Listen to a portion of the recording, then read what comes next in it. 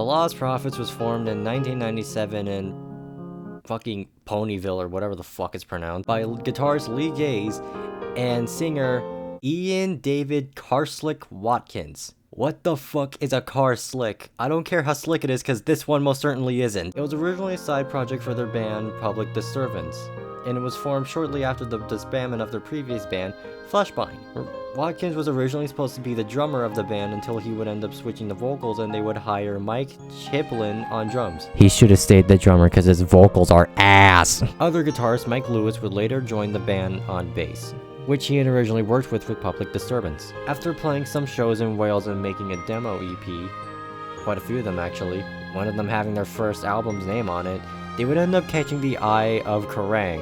And Metal Hammer, which would lead to them being signed by Visible Noise, who own Bring Me the Horizon and Bullets for My Valentine.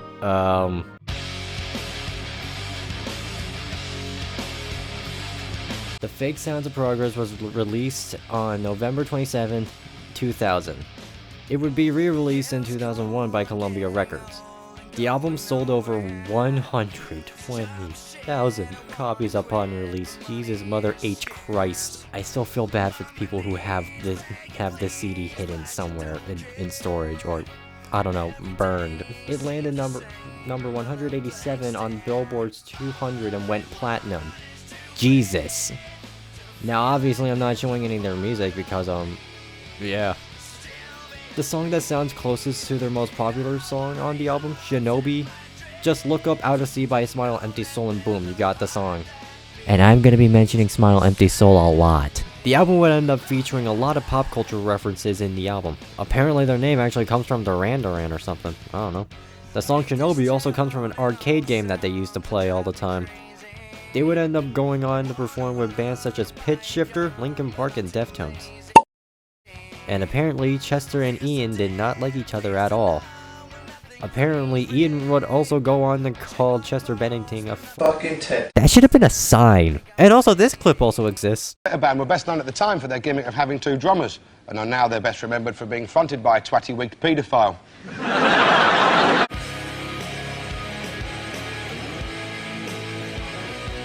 So after touring like fucking crazy, like seriously, they did 113 tours from 2000 to 2002.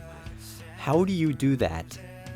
So anyways, shortly after that, they took a bit of a break before they worked on their next album, and they would end up entering Los Angeles Barefoot Studios to record the album. Start Something was released on February 2nd, 2004 and went international on the 5th. This shit sold over 117,000 copies in America in the first week. And 40% of those are probably locked away, never to be seen again. Shit charted number 4 on the UK album charts. The album gained over 10.8 million plays by 640,000 listeners on Last FM. Last Train Home is oftentimes labeled as their best song. The only song I can say that's close to it even remotely is Self-Inflicted by Smile Empty Soul. Brung up the buzzword. And once again, the album ended up going certified. God damn it, how fucking big, how big did these guys get anyway?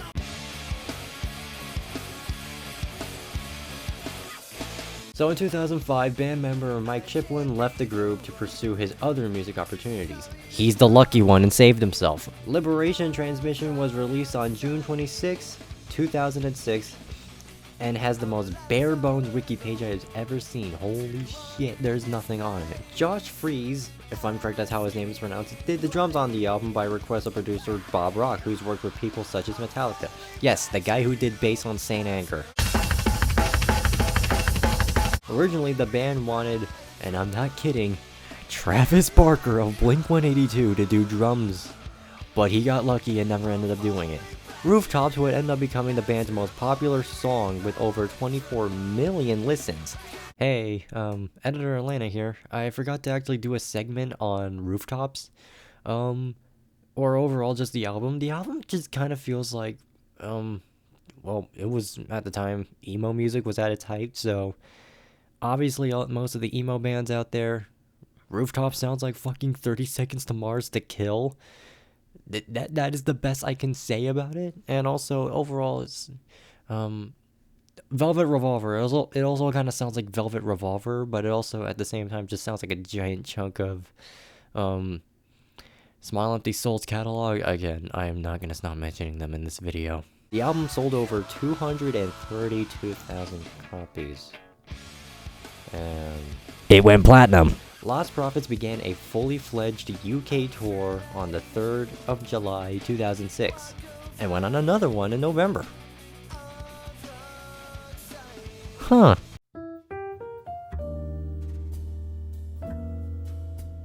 So saying that I've paid 0 fucks to this band and I know literally nothing about these ones. Hell, I barely even heard anyone talk about these 2 albums. This part is just gonna be one whole segment before we get to the big shit. So, The Betrayed, kind of fucking ironic, was released on July 13th, 2010, and Weapons on April 2nd, 2002. April 2nd. Oh my god, how much have I forgotten on this Google Doc, man? Neither of these albums actually went platinum, which is kind of crazy, saying that the last 3 actually did. I actually don't know any songs from any of these albums except the fact that The Betrayed has a song called He's a Jolly Good Felon. Oh, I love songs that age well, especially with what happens after. And are now they're best remembered for being fronted by a twatty-wigged paedophile. Okay, I think you know it's bad when the Google Doc that I have literally just says off script. Because, oh boy, there's so much in this that I can't say. So I have to paraphrase? I don't know, whatever that is, I'm doing it. So basically, in 2012, October 2012, Ian Watkins was arrested for possession of drugs. 3 times in October, by the way. I don't know how what the fuck, man. And shortly after, in July of 2012, he would be arrested of several sexual offenses, including P3 bestiality, and the attempted assault on a baby. What the fuck, man?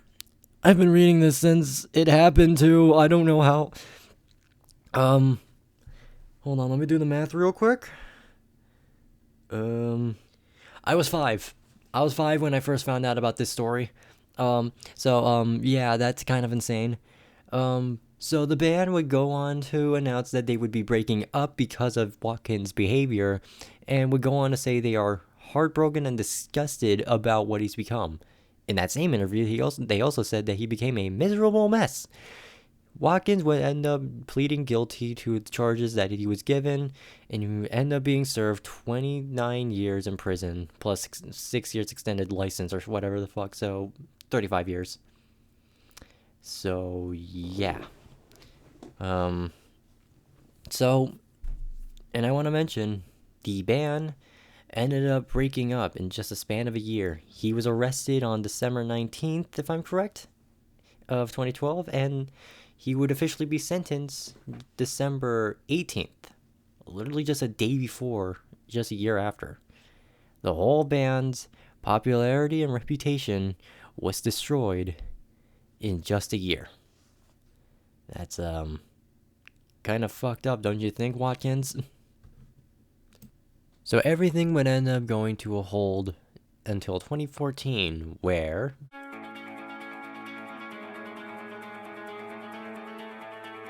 on April 25th, 2014, it was confirmed that ex-Thursday singer Jeff Rickley, who I recently found out was actually pronounced Jeff. That is not Jeff, that is Geoff. That is Geoffery. Singer Jeff Rickley would be working with the members of Lostphophets on a brand new project called No Devotion, who I would like to mention, No Devotion's music is significantly better than Lostphophets in every way. I vibe to their music so fucking much, man. Holy shit, they're so good. So everything seemed good for everybody, except Watkins. In 2016, the jolly felon himself got caught with a phone in jail. Woo. Funny enough, I heard someone say on the internet he had it up his ass. And stick it up your fucking ass! He apparently had actually been running his Twitter account, which, believe it or not, is actually still up to this day. And he was also talking to a secret girlfriend that nobody knew about. How the fuck did you even get one in the first place? And most recently, in August of 2023, he was in a hostage situation which led him to getting stabbed in the neck. But he somehow survived. Most recently, a few days ago, it was actually confirmed on why that actually happened. Apparently, he was actually dealing with a lot of drug debt at the time. He was apparently stabbed with a sharpened toothbrush. Sometimes, dead is better.